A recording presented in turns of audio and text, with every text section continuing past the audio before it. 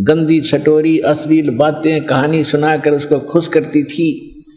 और फिर जब उसने ज्ञान सुना परम पिता परमात्मा से, तो फिर उसमें वह कैसेट, वो मेमोरी कार्ड दूसरा भर दिया भगवान ने। अब फिर वो लगी बोलने ये राम कथा, अमर कथा, ये परमात्मा का ज्ञान सुनाने लगी। तो मंदोदरी भी भगवान की पिछले संस्कार तो थे ही इतने अच्छे।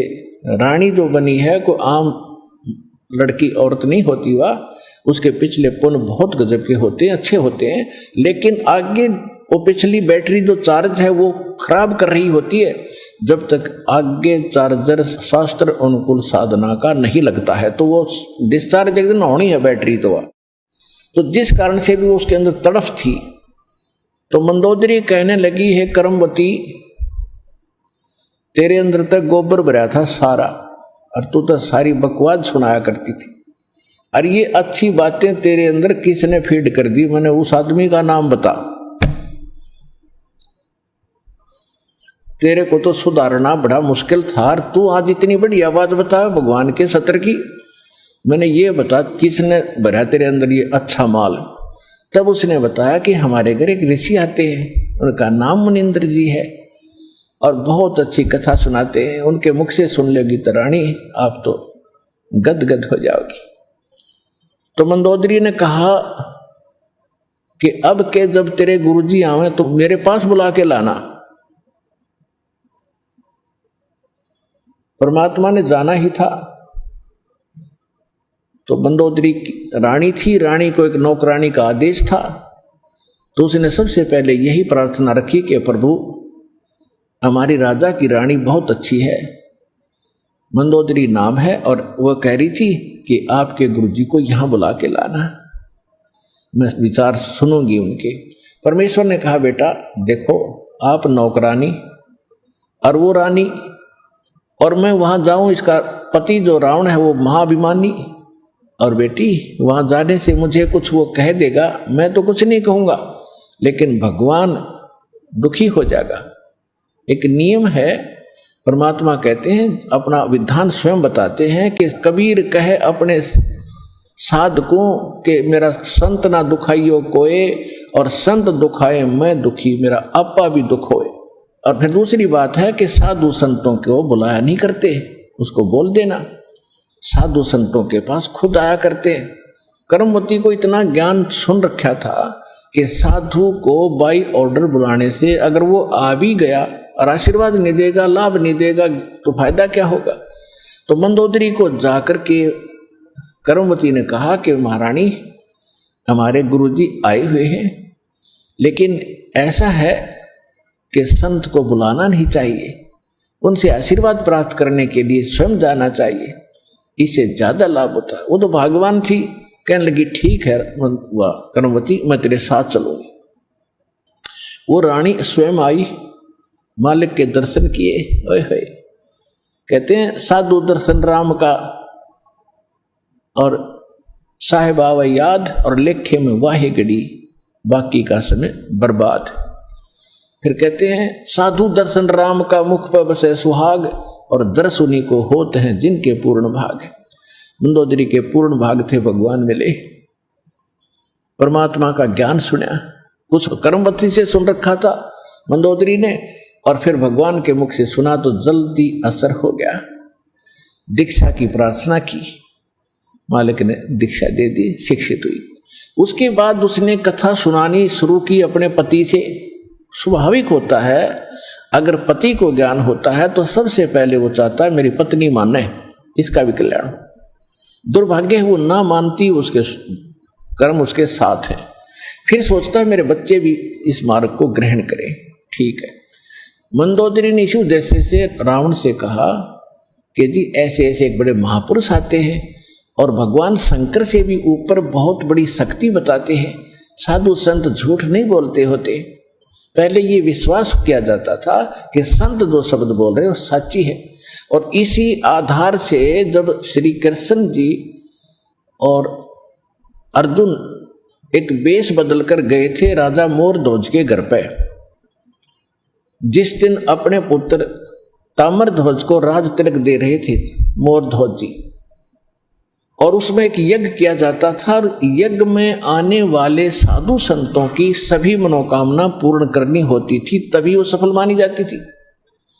ये दोनों साधु संत रूप बना के और एक माया रूपी शेर बना के संग वो साथ ले गए। तो मोर ध्वज और तामर ध्वज और उसकी पत्नी थी वह मोर ध्वज की, तामर ध्वज की माँ, उन तीनों को पता चला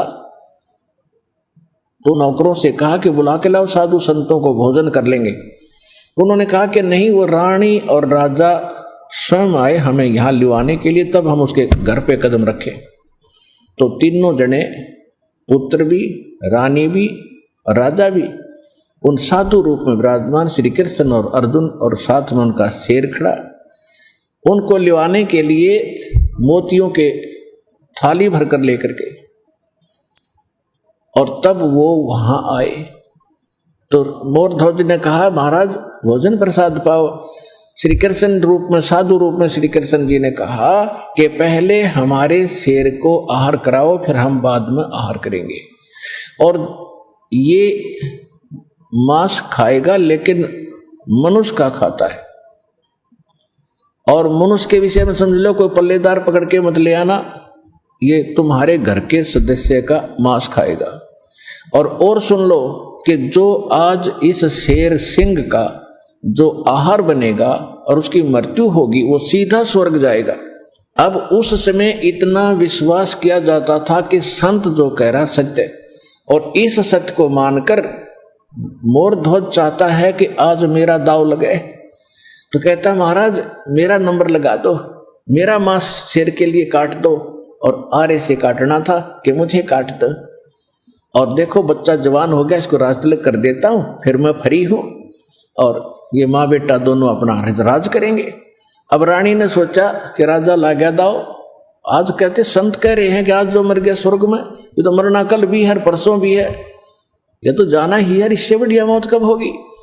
तो अब उन्होंने आपस में एक ये कहते हैं लालच करे तो ऐसा करे।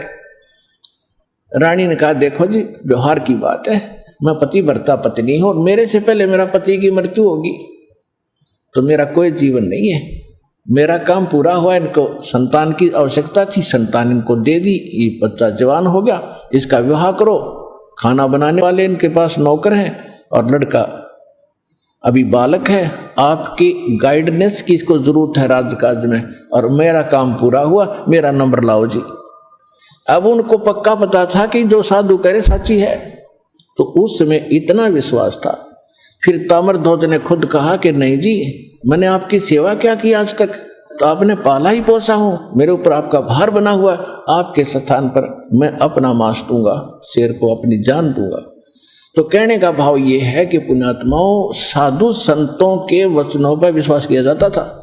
इसी आधार से परमात्मा ने जो मंदोदरी को कहा था कि तुम्हारे शंकर से ऊपर एक और परम शक्ति है, ये तो नासवान है, जिनके द्वारा दिया गया जो सुख है अक्षीणिक है, ये आपके प्रारब्ध के कर्म को नहीं काट सकते। मंदोदरी ने सारी साची मानी क्योंकि साधु कह रहे थे, दूसरी बात नहीं, फिर बातें खत्म होगी। ये तो बात कोई बताने वाला मिलता ही नहीं था उस समय, तो ये सारे नकली थे, उनकी बातों को हम ऐसे ही दृढ़ता से मानते रहे। अब मंदोदरी ने फिर वो लंकापति रावण को सुनाना चाहा। रावण के अंदर तक गोबर भरा था, अहंकार शक्ति का, शंकर भगवान की पूजा करके सिद्धियां प्राप्त कर रखी थी, और मांस खावा शराब पीवा उसका यह अच्छी बात कैसे स्वभाव है। तो वो कहने लगा कि ए मूर्ख, तो शंकर भगवान से ऊपर मानती है, देख मेरे क्या ठाठ करा के है, 1 लाख मेरे पुत्र हैं, 1.25 लाख मेरे नाती हैं, और देख सोने की लंका बना रखी है, अरे क्या देगा तुझे वो भिखारी। मंदोदरी ने बहुत कोशिश की पर बुद्धि भ्रष्ट के बाद पल्ला पड़ी नहीं। फिर मंदोदरी ने कहना ही बंद कर दिया। उसके बाद फिर क्या होता है कि उसने सोचा कर और कोई मेरी चर्चा सुनने वाला नहीं, ये ऐसा ज्ञान है इंसान दूसरे को सुनाए बिना रह नहीं सकता। तो उसने अपने देवर रावण के छोटे भाई विभीषण से समझाया ये ज्ञान, और विभीषण ने ये ज्ञान स्वीकारा, और विभीषण ने भी परमात्मा से दीक्षा ली। और वो भक्ति की। अब हम आते हैं उस बात पर कि जिस समय सीता जी का अपहरण हो गया और उसकी खोज हो रही थी, कोई पूर्व में ढूंढ रहा था, कोई पश्चिम में खोज रहा था, कोई उत्तर, कोई दक्षिण में।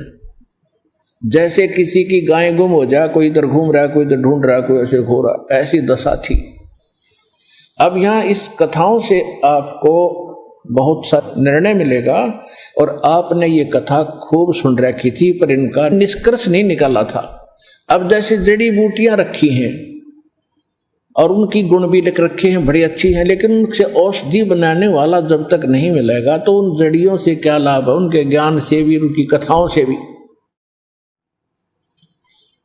आपने ये भी सुना होगा कि जिस समय श्री रामचंद्र जी की सीता उठा ली गई थी और वो पेड़ पौधों से भी लिपट लिपट कर पूछ रहे थे, डकरा रहे थे, रो रहे थे, पशुओं से भी गले से मिलकर पूछ रहे थे, आपने मेरी सीता देखी। आकाश से कहते हैं भगवान शंकर और पार्वती ऊपर से देख रहे थे कि नीचे कौन रो रहा है। तो भगवान शंकर ने उनको प्रणाम किया ऊपर से ही, क्योंकि ब्रह्मा विष्णु शिव ये तीन भाई हैं। ब्रह्मा जी बड़े हैं, विष्णु जी बीच वाले हैं, शंकर जी सबसे छोटे हैं। और पार्वती जी तो शंकर भगवान को सुप्रीम पावर मानती थी, एक तो पति परमेश्वर, फिर महादेव नाम से जाने जाते थे। तो पार्वती जी ने कहा कि आप महादेव होकर के किसको नमन कर रहे हैं, कि सामने त्रिलोकीनाथ भगवान विष्णु है, नीचे उनकी पत्नी सीता को कोई उठा ले गया है, वो लीला करने आए हुए। अपने बड़े भाई यानी भगवान को, विष्णु भगवान को मैं प्रणाम कर रहा हूं। अब पार्वती जी ने सोचा कि भाई भगवान रोए, ये दोनों बात नहीं हो सकती। यो रामचंद्र दशरथ पुत्र है, ये रो रहा है, भटक रहा है, इसको आप परमात्मा कह रहे हो। भगवान शंकर बोले, पार्वती आप नहीं जानते, ये सचमुच ऐसा ही है, इनको अब नहीं कोई पहचान पा रहा है।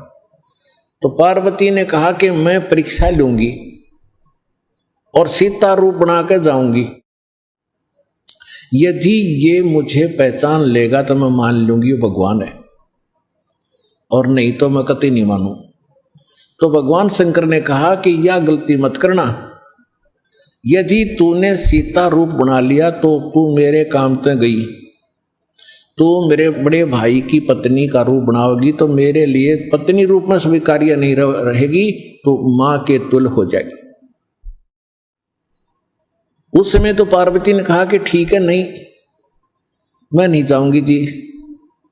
अब शिव जी गए सैर सपट्टे को, और आदत है ये, इस मन का स्वभाव है कि क्या पता चलता, भी 2 मिनट में परीक्षा लेकर आती हूं।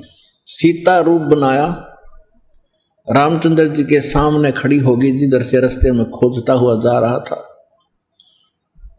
रामचंद्र जी ने कहा कि हे दक्ष पुत्री माया, हे राजा दक्ष की बेटी, आप भगवान शंकर को कहां छोड़ आई, अकेली कैसे वन में?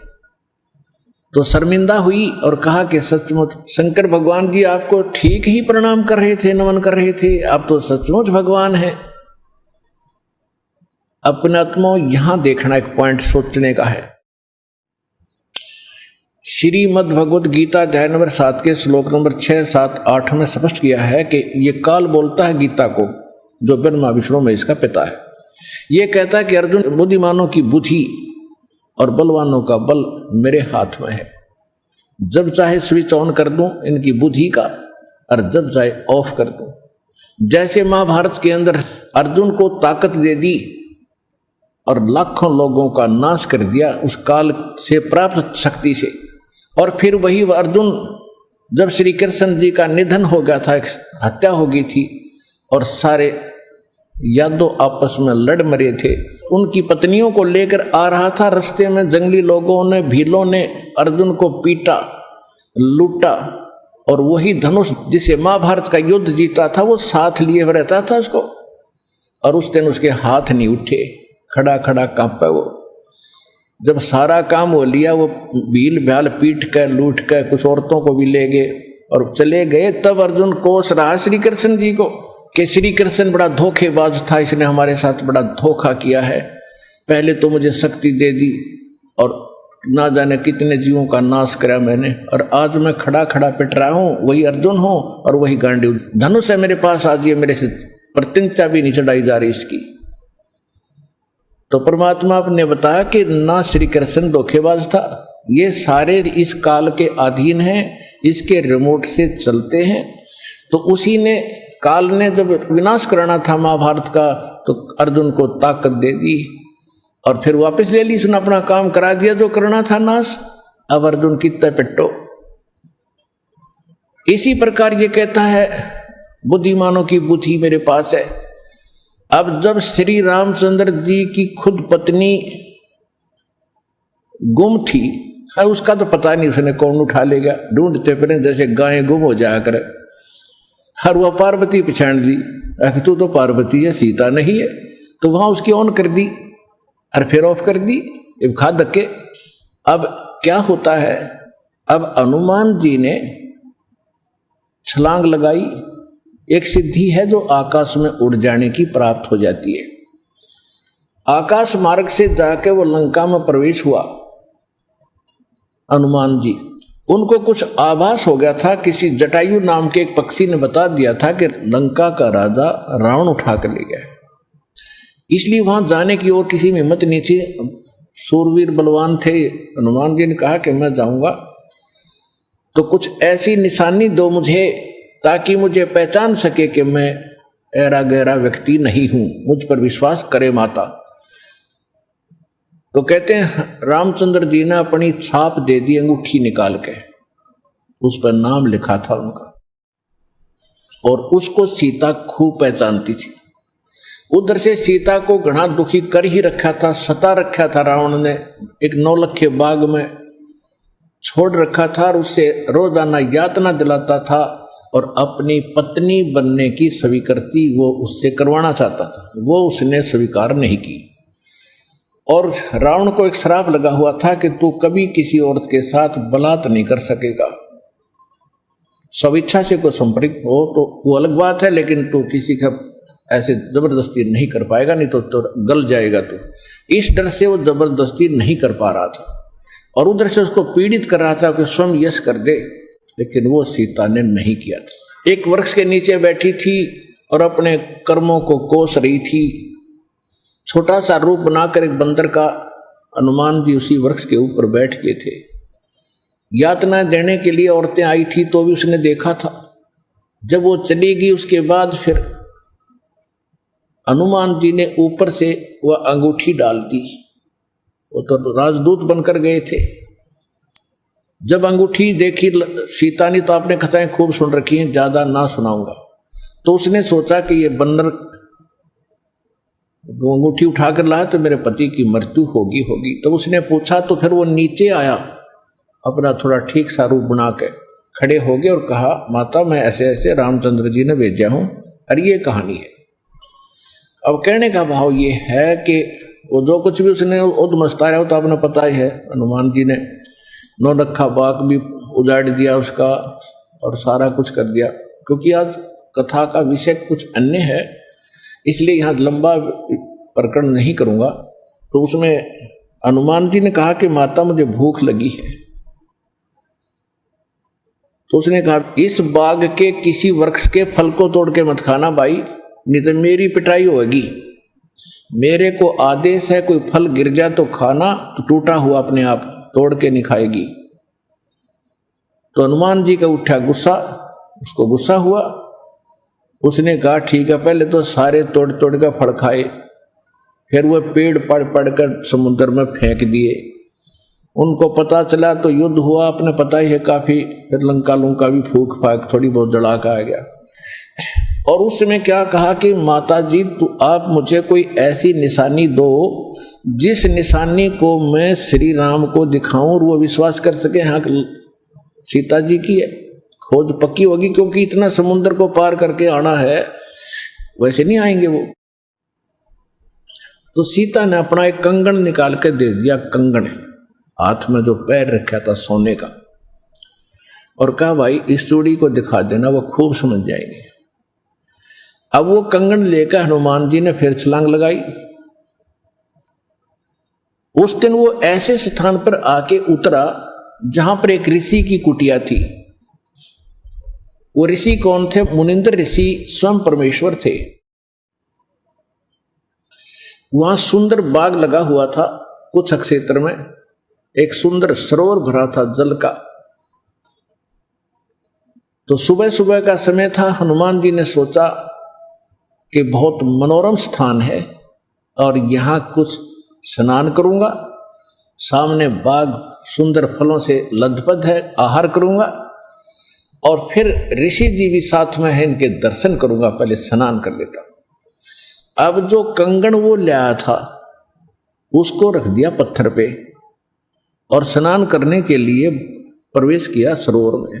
अब उन्होंने जो ही स्नान करने की चेष्टा की, लेकिन एक दृष्टि थी ऐसी कंगन पे कि जय ये कंगन गुम हो गया, कोई जानवर पक्षी उठा ले गया तो मेरी सारी मेहनत व्यर्थ जाएगी, सब परिश्रम व्यर्थ होगा। इसलिए नहा रहा था पर नजर था जैसे सर्प का मणि के ऊपर रहती है ओस चाटते समय, तो इसी प्रकार नहा रहा था, दृष्टि कंगन पे। इतने में एक बंदर आया, दौड़ा दौड़ा और कंगन उठाकर भाग लिया। आगे आगे बंदर, पीछे पीछे हनुमान। उस ऋषि के आश्रम में बंदर प्रवेश कर गया। बाहर आंगन में एक घड़ा रखा था, अच्छा बड़ा घड़ा। बंदर दौड़ता दौड़ता घड़े में कंगन डालकर आगे भाग गया। अब सुखी सांस ली कि कोई बात नहीं, ये समुद्र में डाल देता तो बात बिगड़ जाती, घड़े में डाल दिया। फिर धीरे धीरे चले हनुमान जी। पहले घड़े में देखा उसने, ऋषि को तो पीछे प्रणाम करना था, तो घड़े में क्या देखा कि घड़े के अंदर ऐसे ऐसे कंगन हजारों की संख्या में पड़े, सेम टू सेम। अब उसने सोचा भाई मैंने तो इतनी पहचान नहीं, भाई कंगन कौन सा है। और श्री रामचंद्र जी तो सारा जानते हैं, उनके कंगन के ऊपर सारी निशानियों को पहचानेंगे, और मैं कोई गलती से दूसरा उठा ले गया तो वो मानेंगे नहीं। इसलिए वो ऋषि जी के चरणों में प्रणाम किया। परमात्मा ने मुनिंद्र रूप में बैठे थे, पूछा कि पहलवान कैसे आए। हनुमान जी ने कहा कि ऋषि जी आप कौन सी दुनिया में रहते हो। मुनिंद्र जी ने कहा क्या बात है, मैं तो इसी पृथ्वी धरातल पर ही तो रहता हूं। क्या आपको नहीं पता आज श्री राम के ऊपर कैसी आपत्ति आई है, ऐसे ऐसे उसकी पत्नी गुम हो गई थी, वो माता की खोज करके मैं आया हूं। तो परमात्मा ने पूछा कि भाई कौन से राम की बात कर रहा तू। वो कहता है अच्छा कमाल करते हो ऋषि जी, आपको यही नहीं पता राम कौन है। परमात्मा ने कहा बताओ तो श्री, के दशरथ पुत्र श्री रामचंद्र जी, उनका वनवास हुआ था, ऐसे ऐसे सीता उठा ली थी और आज मैं खोज करके आया हूं ऋषि जी। परमात्मा बोले कि ऐसे ऐसे 30 करोड़ राम हो लिए तेरे, और तेरे जैसे हनुमान यही लीला करते रहे। तो हनुमान जी ने सोचा कि ऋषि के साथ ज्यादा बहस करना उचित नहीं और अपना काम करूं और चलूं। कहने लगे ऋषि जी और बात छोड़ो आप, कि मेरे सामने एक समस्या आ गई है कि ऐसे ऐसे मैं कंगन लाया था माता के हाथ का, और वो कंगन में स्नान कर रहा था, बंदर ने उठा के आपके घड़े में डाल दिया। तो परमात्मा बोले ले जा कंगन भाई, जा फिर अपना कर काम, जाओ हनुमान जी ले जाओ कंगन, निकाल ले जाओ, करो जो तूने करना। कहने लगे जी समस्या ये है कि इसमें और भी बहुत से कंगन पड़े हैं और इन कंगनों में पहचान नहीं कर पा रहा हूं मैं, मेरा वो भगवान सीता जी वाला कौन सा है। परमात्मा बोले रे भले आदमी तुम लाने वाला और तुझे पता नहीं तो मैं क्या बताऊं, फिर खोज ले कौन सा है तेरा। तो चिंतित हो गया कि भगवान दया करो। परमात्मा बोले कि जौन सा चाहे वो उठा ले जा और सेम टू सेम पाओगे, इसमें कोई दिक्कत नहीं। कैसे कैसे फिर ये कंगन आए कहां से आपके पास, कि अब सुन मैं कथा सुनाऊंगा तेरे को। जैसे ये रामचंद्र जो आत्मा है ये विष्णु जी की आत्मा है। ऐसे ऐसे न जाने कितनी बार धक्के खा लिए इसने, कितनी बार जन्म लिया, कितनी बार मर लिया। तो प्रत्येक त्रेता युग में ये ऐसा ही होता है। और मैं यहीं बैठा हूं जब का, मेरी तो बहुत युगों की आयु है, मैं यहां बैठा हूं। पहले इन बातों पर किसी को अविश्वास नहीं होता था। तो हनुमान जी से बताया कि तेरे जैसी आत्मा हनुमान ना जाने कितने बन करा लिए और कितने ये ऐसे कंगन ले लेकर आए हैं। इसी प्रकार वो बंदर उठाकर इसमें डालता रहा है। तो हनुमान जी ने पूछा कि हे ऋषिवर, मान लिया आपकी बात, जो कंगन लेकर हनुमान आता होगा वो कंगन तो लेकर भी जाता होगा। कहाँ लेकर जाता है? इस घड़े में मेरी आशीर्वाद से ऐसी पावर है कि डुप्लीकेट कॉपी तुरंत बना देता, एज इट इज, 1 के 2 कर देता है। और नहीं विश्वास है तो ले ये कटोरा उठा के कोई दिया, ले इसमें डाल के देख ले। हनुमान जी ने कटोरी उठा कर उसमें डाली, तुरंत 2 होगी, 1 जैसी। अब वो दोनों को देख रहा कि सचमुच ठीक है।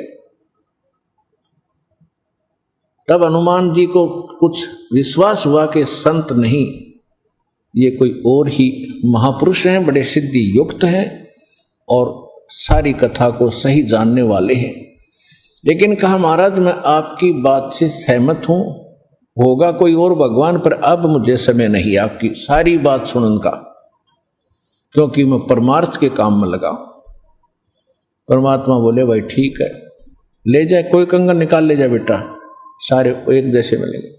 वो उठाकर ले गए कंगन को। लेकिन हनुमान जी को फिर भी विश्वास नहीं हो रहा था।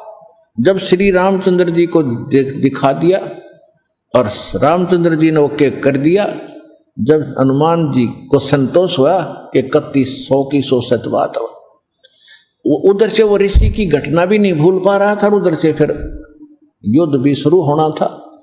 कहने का भाव ये है, बात फाइनल होगी कि सीता वहां है, सारे लक्षण बता दिए और वो कंगन को देखकर रामचंद्र जी को विश्वास हुआ। अब समस्या आई कि उसके ऊपर पुल बनाएंगे समुद्र पर। वो कथा आपको सुना दी कि 3 दिन तक स्वयं रामचंद्र जी घुटनों पानी में खड़ा होकर के याचना करता रहा। तीसरे दिन जब उसने कहा लक्ष्मण से कि बरा अग्नि बांध दे, ये लातों के भूत बातों से नहीं मानते, इसको फूंकता हूं।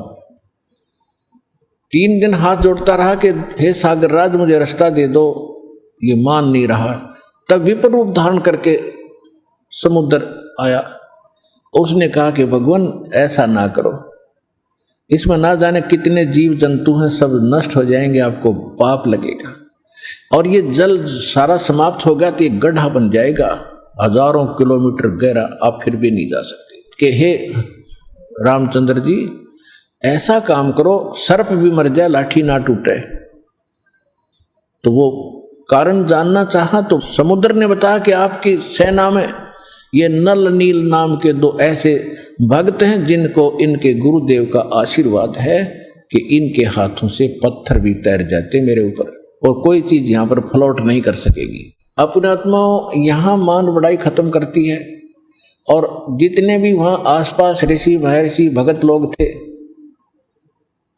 वो विष्णु पुजारी होते ही थे उस टाइम। तो सब ने पता चला कि विष्णु के अवतार श्री राम आए हैं, श्री राम की पत्नी उठा ली गई है, पता चल गया है वो रावण के यहाँ है, उसके ऊपर चढ़ाई करेंगे, लड़ाई करेंगे। वो मान नहीं रहा। तो नल और नील ये भगत सारे पहुंच गए सेना में, क्योंकि भगत तो हेल्प करें, दुखी ऐसा है कि, तो वो भी सेना में खड़ा पाया आगे दोनों। तो उनको बुलाया गया। रामचंद्र जी ने कहा भी नल नील कौन है वो आगे आए।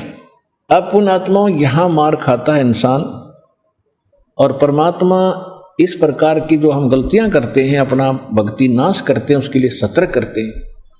यहां पर क्या किया, नल और नील के मन में अभिमान आ गया, अहंकार आ गया कि आज हनुमान भी फेल, रामचंद्र भी फेल, क्योंकि पत्थर नहीं तर रहे, समुद्र पुल नहीं बन रहा, हमारे पास ऐसी शक्ति है कि पत्थर रखेंगे तैर जाएंगे। आज हमारी वाह वाह हो जाएगी, अंगद भी फेल, सुग्रीव भी फेल, जामवान भी फेल, ये फेल का चक्कर मारा जीव ने। तो उस दिन वो आए ना, मालिक याद किया। रामचंद्र जी ने पूछा कि तुम्हारे पास कोई ऐसी शक्ति है पत्थर तैर जाते? कहाँ जी है, कि ट्राई करके दिखाओ। उठाया पत्थर रखा, क्यों अभिमान था कि कर देंगे काम, वो डूब गया। दूसरा फिर रखा, वो भी डूब गया। तीसरा फिर रखा, वो भी डूब गया। अब रामचंद्र जी समुद्र की तरफ देख रहे हैं, विपर रूप में खड़े थे, ब्राह्मण रूप में, और ये कहना चाह रहे हो कि तू झूठ बोलता था, इनके पास कोई पावर नहीं। तभी समुद्र ने कहा, विपर रूप में खड़े समुद्र ने, क्योंकि ये देवता होते हैं, ये जल जो है ये देवता नहीं है, जल का कंट्रोलर एक देवता है, उसको वरुण कहते हैं। वो आकर खड़ा हो गया। तो वो कह रहा था कि हे नल नील, आज आपने गलती की भाई, आज तुमने अपना गुरु तो याद किए ही नहीं, तुमने तो नाश कर दिया बात का, करो याद उस मालिक को। तब उनको भी याद आया, कहाँ बोल गलती बन गई आज तक। तो यहां परमात्मा बताते हैं, जैसे माता गर्भ को रख यत्न बनाए, ठेस लगे तो छन होवे तेरी ऐसे भक्ति नसावे। जैसे किसी बहन बेटी को गर्भ रहा हो तो उसकी कितनी केयर टेक करती है वह, उस लाल को सफल करने के लिए कि मेरा गर्भ पूरा हो और बच्चे का मुंह देखूं मैं। तो वो कैसे चिंतित रहती है, चलते समय भी कहीं ऊंचे नीचे पर पैर ना रखा जा, भगवान मेरा बालक गर्भ खराब ना हो जा। रात को सोती है, करवट लेती है, तब भी एकदम उठ के उधड़क जाती है, कहीं बच्चे पर दाब ना आ गई हो, मेरा गर्भ ना खराब हो जाए। तो कहते हैं जैसे माता गर्भ को और रखे यतन बनाए और ठेस लगे तो छन हो जाता है, तेरी ऐसे भक्ति नसावे। तो इस भक्ति रूपी गर्भ जो आज आपकी आत्मा में परमात्मा के सच्चे शब्द से पल रहा है, इसको इतना संयम से, इतना देखभाल से, यानी सावधानी से इसको परिपक्व करना पड़ेगा। जैसे माता गर्भ को रख है यतन बना और ठेस लगे तो छन हो, तेरी ऐसे भक्ति नसावे। तो छोटी मोटी हम गलती कर देते हैं लापरवाही में, क्योंकि हमने इस लाल की कीमत का नहीं पता, जो आज हमारी आत्मा में सत भक्ति रूपी जो मालिक का मंत्र से गर्भ रह रहा है, यानी आत्मा प्रफुल्लित हो रही है, जो भक्ति रूपी जो लाल हमारे अंदर बन रहा है, इसको ऐसे संभाल के रखना है, ना अभिमान करना है, कोई मर्यादा भंग नहीं करनी है, नहीं तो फिर नुकसान हो जाएगा, आपकी भक्ति नष्ट हो जाएगी। अब उन्होंने परमात्मा को याद किया, रे नल नील यतन करे हार, तब सतगुरु से करी पुकार। रे नल नील यतन करे हार, तब सतगुरु से करी पुकार। जा सतरे खोलखी अपार सिंधु पे सला तराने वाले। जा सतरे खोलखी अपार सिंधु पे शिला तिराने वाले। धन धन सतगुरु सत कबीर भगत की पीड़ मिटाने वाले। धन धन सतगुरु सत कबीर भगत की वो पीड़ मिटाने वाले। नल नील ने जब याचना की हृदय से, ए भगवान गलती बन गई, आपके हाथ में इज्जत है हमारी, तो उसी समय परमात्मा वहां प्रकट हो गए। थोड़ी सी दूरी पर सब ने देखा कि वो कौन आ रहा सामने। नल नील ने भी देखा, ये तो मेरे गुरुजी आगे हमारी पुकार सुन ली इन्होंने। जब मुनिंदर जी निकट आए, सभी ने दंडवत प्रणाम किया, श्री राम ने, हनुमान ने, सब ने। हनुमान जी ने देख लिया, बाबा जी तो वही है भाई, ये तो बिल्कुल सही, ये तो शक्तिशाली ऋषि हैं। लेकिन उस समय और वार्ता करने का समय नहीं था, जो समस्या थी वह उनके सामने अड़ी हुई थी। तब श्री रामचंद्र जी ने मुनिंद्र ऋषि से अर्ज की थी, भगवान आज हमारे सामने ये समस्या आई है। अभिमानी रावण हमारी याचना नहीं मान रहा है। हमने उसे खूब दूत भेजकर, अंगद को, हनुमान जी को, सबको भेजकर उससे प्रार्थना कर ली है, इसको लौटा दे मेरी पत्नी को। वो माना नहीं। अब नहीं माना तो हमने युद्ध करना पड़ेगा और उसके लिए रास्ता चाहिए समुद्र पर। समुद्र रास्ता दे नहीं रहा। इसने विधि बताई कि आपके शिष्यों के पास यह शक्ति थी। मेरा दुर्भाग्य कि आज इनके हाथों में भी शक्ति नहीं रही। तो परमेश्वर ने कहा कि आज के बाद इनके हाथों में यह शक्ति रहेगी भी नहीं। इन्होंने बहुत बड़ी गलती की है, जो हम मैं रोज बताता हूं कि अभिमान से भगवान कोसों दूर है। और इतने दिन के बाद इतना दुख था इनके ऊपर, इन्होंने फिर बकवास कर दी। अब इनके पास यह शक्ति नहीं रही। तो श्री रामचंद्र जी ने कहा कि हे ऋषिवर, मेरी समस्या का समाधान करो। जब आप अपने बच्चों को, अपने शिष्यों को आशीर्वाद दे सकते हो शिला तराने का, तो आप खुद भी कृपा बख्श सकते हो। मेरे लिए लंका में जाने का रास्ता बना दो। तब परमेश्वर ने कहा ठीक है भाई, मेरा वचन है तेरे बाप तय। परमेश्वर ने कहा था कि तेरे बाप से मेरा वचन है कि तेरा पुल बनवाऊंगा। अब ये रामचंद्र जी का समझ में नहीं आएगी, मेरे बाप से और क्या वचन है इनका, क्या वायदा है। परमात्मा ने अपनी प्यारी आत्मा धर्मदास जी को बताया था कि जब मैं प्रथम सतयुग में सतलोक से यहाँ आ रहा था तो बीच में इस काल की एक तपस्या है, वहां पर जीव दुखी किए जा रहे थे और मैं जोग जीत रूप में अपने पुत्र के रूप में वेशभूषा में था। तो इसने पहले मेरे साथ कुछ बकवास करी थी, ज्योत निरंजन ने इसकी पार नहीं बसाई थी, तो मेरे चरणों में गिर गया था। और इसने मेरे से वचनबद्ध करवा कर कुछ प्रार्थना की थी कि कुछ और सुविधा मुझे देना। उनमें से एक तो ये थी कि मेरा पुत्र विष्णु श्री राम रूप में जाएगा, और ऐसे उसके प्रारब्ध में लिखा है कि उसकी पत्नी को रावण उठाएगा, समुद्र पर पुल नहीं बनेगा, आपके बगैर वहां कोई कृपा नहीं कर सकेगा, उसकी हेल्प नहीं कर सकेगा। तो परमात्मा ने स्वीकार किया था कि मैं ये काम भी करूंगा। फिर दूसरा वर्ग क्या था कि वो फिर समुद्र के ऊपर उसने जो तीर त्यार दिखा के जबरदस्ती धमका के रास्ता लेना चाहा था, इसका प्रतिशोध समुद्र लेगा। वो क्या करेगा कि जब ये श्री कृष्ण रूप में जाएगा और फिर ये क्या करेगा, बाद में मृत्यु के उपरांत एक राजा को दर्शन दे करके जगन्नाथ का मंदिर बनवाना चाहेगा अपनी महिमा बनाए रखने के लिए। तो उस पुरी के स्थान पर जो जगन्नाथ मंदिर बनवाओगा उसको समुद्र इस प्रतिशोध में नहीं बनने देगा कि इसने मेरी बेइज्जती की थी तीर दिखा के राम रूप में। इसका प्रतिशोध लेकर वो मंदिर न बनने नहीं देगा, बार बार तोड़ेगा। आप उसका मंदिर बनवाना, क्योंकि बच्चे हट कर लेते हैं तो वो मानते नहीं है, तो इसलिए वो कह रहा था जी आप दया करिए, मानेगा नहीं। तो परमेश्वर ने कहा था तथास्तु। और भी कई चीजें कही थी कि दूसरा ये मांगा था कि 3 युगों में जीव थोड़े पार करना, क्योंकि परमात्मा ने कहा था कि मैं कलयुग या तेरे नीचे के लोकों में जाऊंगा और तूने सबको मिसगाइड कर रखा है, सच्चा भगवान सच्चा ज्ञान छुपा रखा है। मैं सच्चाई बताऊंगा और सबको ज्ञान दूंगा, ऐसी भक्ति और नाम दूंगा, सभी तेरे लोक से पार होकर सतलोक जाएंगे।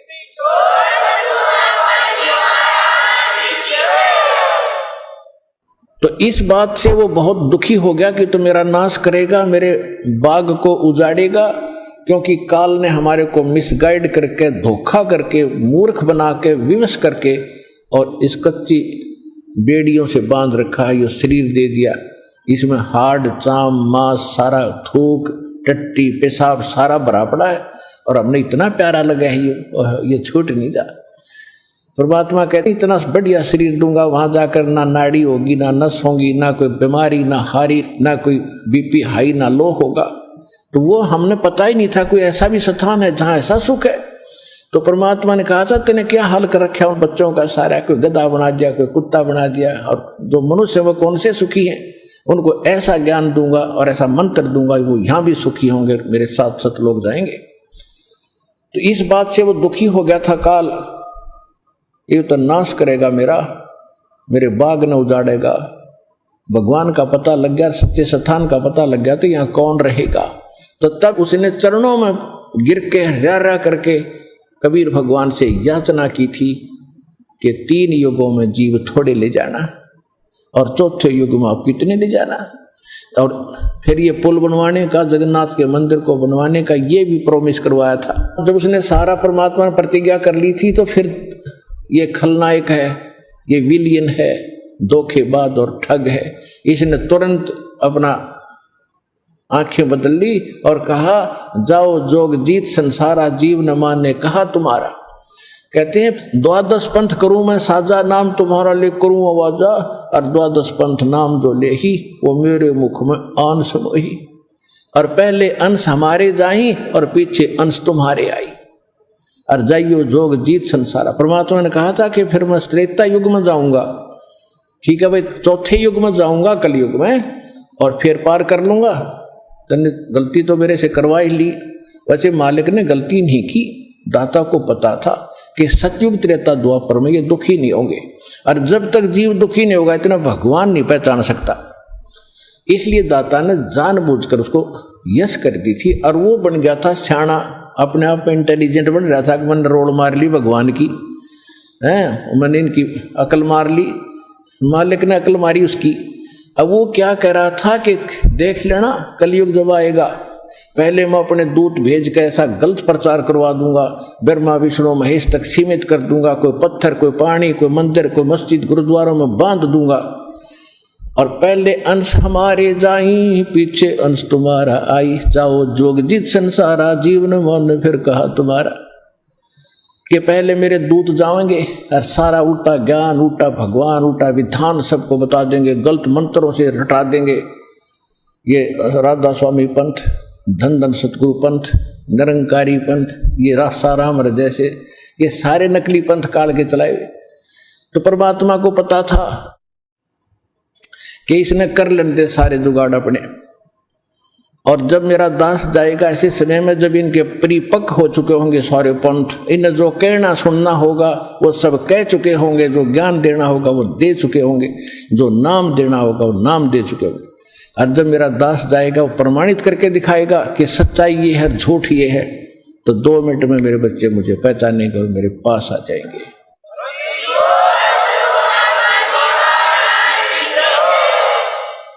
परमेश्वर ने कहा था कि चौथा युग जब कलयुग आई तब हम अपना अंश पठाई, और घर घर देखो बोध विचारा और सत्य नाम सब ठोर उचारा। तो इस प्रकार परमात्मा ने जो बताया था कि चौथा युग जब आएगा और कलयुग बीतते 5500 पाचा, जब ये वचन मेरा होगा साचा।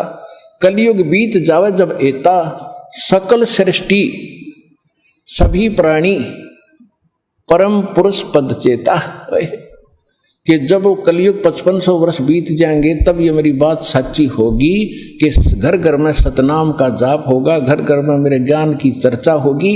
लेकिन ये उस समय सच्चा होगा जब कलयुग 5505 बीत जाएगा, और उस समय सभी को पता होगा कि एक परम पद है। कौन सा? गीता अध्याय नंबर 18 के श्लोक नंबर 62 में, जिसके विषय में कहा कि अर्जुन तू सर्वभाव से परमेश्वर की शरण में जा, उसकी कृपा से ही तू परम शांति को और सनातन परम धाम को शाश्वत स्थान को प्राप्त होगा। गीता अध्याय नंबर 15 के श्लोक नंबर 4 में कहा कि तत्वदर्शी संत की प्राप्ति के उपरांत उस तत्व ज्ञान से इस अज्ञान को काटकर उसके पश्चात परमेश्वर के उस परम पद की खोज करनी चाहिए, जहां जाने के बाद साधक कभी लौटकर संसार में नहीं आते। और जिसने सबरमंडल की रचना की उस परमेश्वर की उस परम पद की यानी अमर लोक की शाश्वत स्थान की खोज करनी चाहिए। तो यहां परमात्मा कह रहे हैं कि चौथा युग जब कलयुग आई तब हम अपना अंश पठाई, और घर घर देखो बोध विचारा, घर घर में तत्व ज्ञान का चर्चा चला करेगी, और सतनाम सब ठोर उचारा। सतनाम का सबको दिया जाएगा। आज तक सतनाम की छींट भी ना लगी थी, ना राधा स्वामी वालों को, ना धन सतगुरु वालों को। सतनाम सतनाम गाते बहुत गुणा गीत गाते हैं, और कख नहीं पता इनको। ऐसे ही सिख समाज को सतनाम का कोई पता नहीं था। नानक साहिब जी सतनाम का जाप किया करते थे, 2 अक्षर का जाप था। लेकिन इन महापुरुषों को परमात्मा ने सख्त हिदायत दे दी थी कि अभी डिस्क्लोज ना करना, नहीं तो काल के दूतों का दाव लग जाएगा और ये सब बच्चे मुझे पहचान नहीं पाएंगे। तो महापुरुष थे, उन्होंने जो कह दिया सो फाइनल। वो तो भगवान से मिलकर आए थे, भगवान की एक एक बात को उन्होंने स्वीकारा और उसी तरह आचरण किया। तो अब परमात्मा ने कहा कि जो 5505 वर्ष बीत जाएगा कलयुग, उसके बाद सबके मुंह पर सतनाम का जाप होगा। आप देख रहे हो, धन धन हो गए आप। इस सतनाम का किसी को पता भी नहीं था, आप सतनाम का जाप कर रहे हैं 8-8, 10-10 वर्ष के। तो सौभाग्य तुम्हारा, भगवान के विशेष कृपा पात्र बच्चे हो आप, जो सतलोक आश्रम बरवाला, जिला हिसार, हरियाणा में पहुंच रहे हो और दीक्षा प्राप्त कर रहे हो।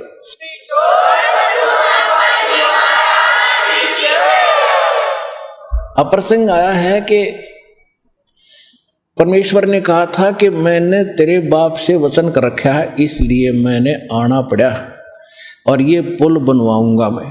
अब रामचंद्र का बात समझ में नहीं आया, मेरे पिता से कैसे वचन हुए होंगे।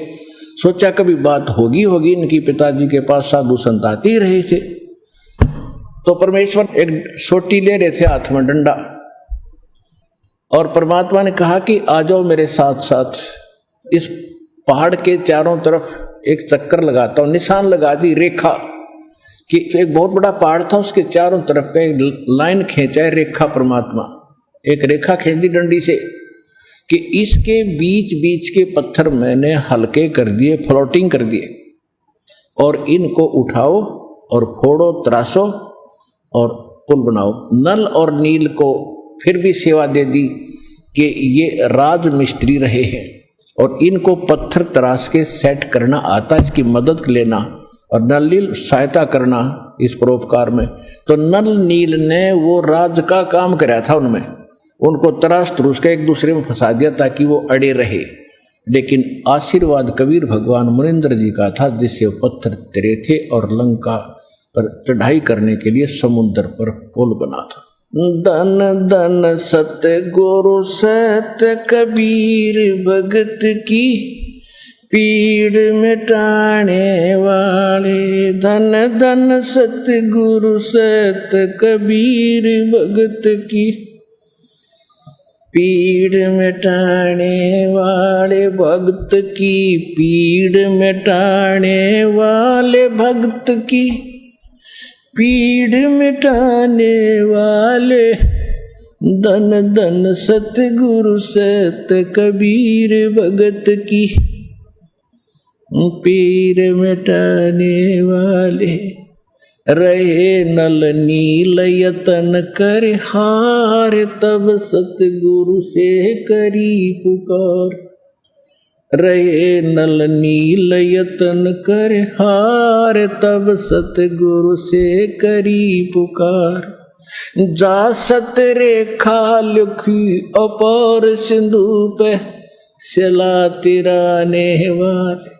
जा सत रेखा लिखी अपार सिंधु पे, सिला तिराने वाले। धन धन सतगुरु सत कबीर भगत की, पीर मिटाने वाले। डसी सर्प ने जब जा पुकारी, इंद्रमती अकुलाए। डसी सर्प ने जब जा पुकारी, इंद्रमती अकुलाए। आपने तुरंत करी सहाय, बेरूली मंत्र सुनाने वाले। आपने तुरंत करी सहाय, बेरूली मंत्र सुनाने वाले। धन धन सतगुरु सत्य कबीर भगत की, पीड़ मिटाने वाले। दामोदर सेठ के होते अकाज, अर्ज करी डूबता देख जहाज। दामोदर सेठ के होते अकाज, अर्ज करी डूबता देख जहाज। लाज मेरी रखियो गरीब नवाज, सिंधु से पार लंगाने वाले। लाज मेरी रखियो गरीब नवाज, समुद्र से पार लंगाने वाले। धन धन सतगुरु सत्य कबीर भगत की, पीड़ मिटाने वाले। कह कर जोड़ दीन धर्मदास दरस दे, पूर्ण करियो आस कह कर जोड़ दीन धर्मदास दरस दे, पूर्ण करियो आस मेटियो जन्म मरण की तरास, सत्य पद प्राप्त कराने वाले। आइए अब हम उन श्रद्धालुओं के अनुभव जानते हैं जो जगत गुरु तत्वदर्शी संत रामपाल जी महाराज जी से दीक्षा प्राप्त कर चुके हैं तथा उनके द्वारा बताए गए भक्ति मार्ग पर चल रहे हैं। नमस्कार सर। नमस्कार सर जी। सर क्या नाम है आपका? रामकृष्ण कुशवाहा सर। रामकृष्ण जी, आप कहाँ के रहने वाले हैं? सर मैं गंजबासौदा जिला विदिशा से आया हूँ। सर संत रामपाल जी महाराज से नाम दीक्षा आपने कब ली? सर 21 सितंबर 2017 को मैंने संत रामपाल जी महाराज जी से दीक्षा ली। सर संत रामपाल जी महाराज से नाम दीक्षा लेने से पहले क्या आप कोई भक्ति साधना भी करते थे?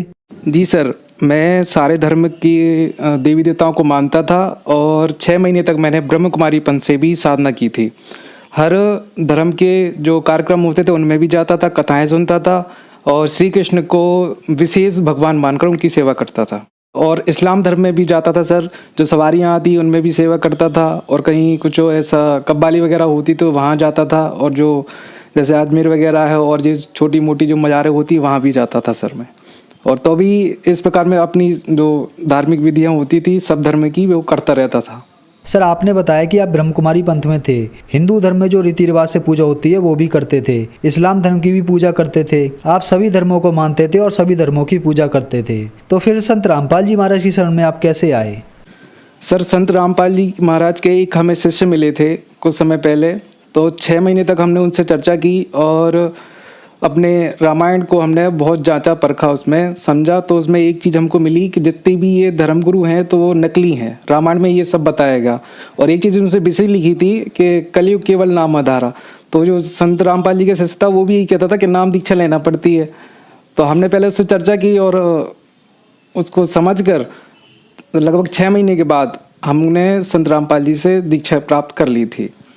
सर हमने सुना है कि जो भी श्रद्धालु संत रामपाल जी महाराज से नाम दीक्षा लेते हैं उनको कुछ ना कुछ लाभ जरूर प्राप्त होते हैं, तो क्या संत रामपाल जी महाराज से नाम दीक्षा लेने के बाद आपको भी कुछ लाभ प्राप्त हुए?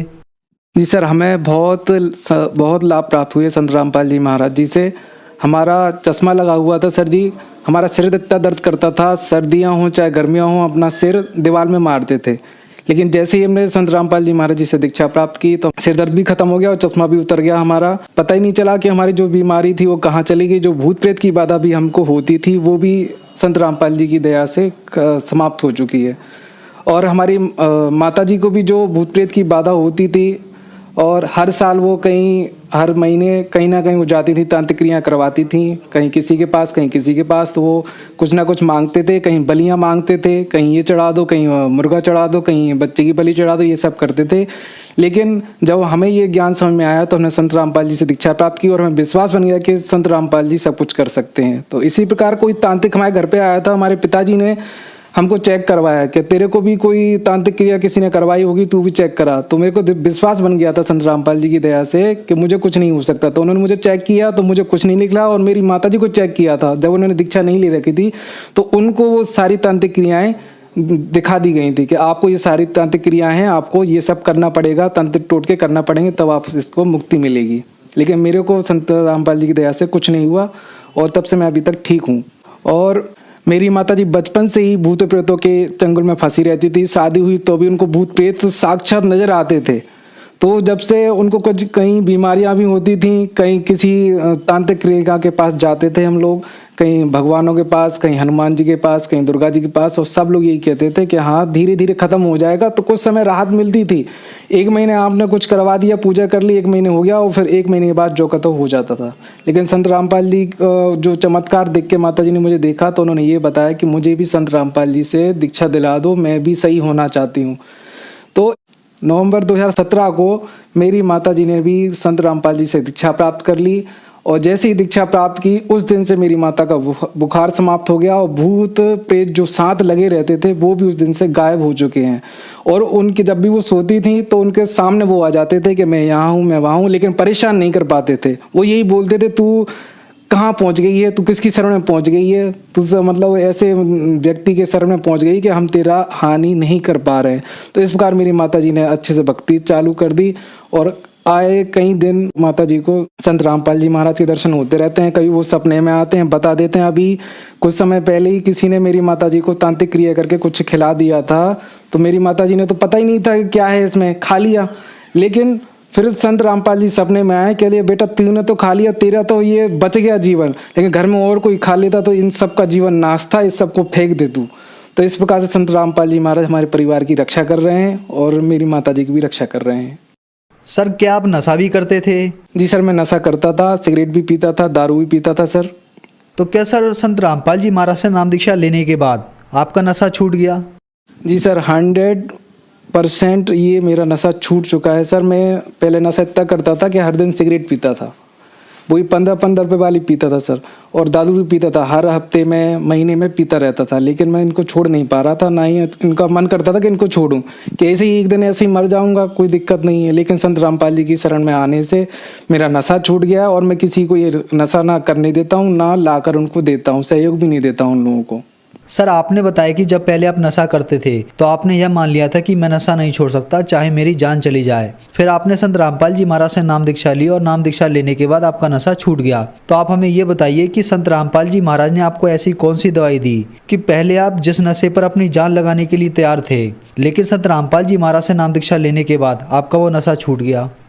जी सर, संत रामपाल जी महाराज के वचनों में, उनके ज्ञान में वो शक्ति है, जैसी दीक्षा प्राप्त करता है इंसान और उस ज्ञान को समझ लेता है तो ये नशा ऑटोमेटिकली छूटता है। ये पीछा तो बहुत करता है लेकिन ये छूटने को तैयार हो जाता है क्योंकि इसको अधिकारी मिल जाता है ऊपर का।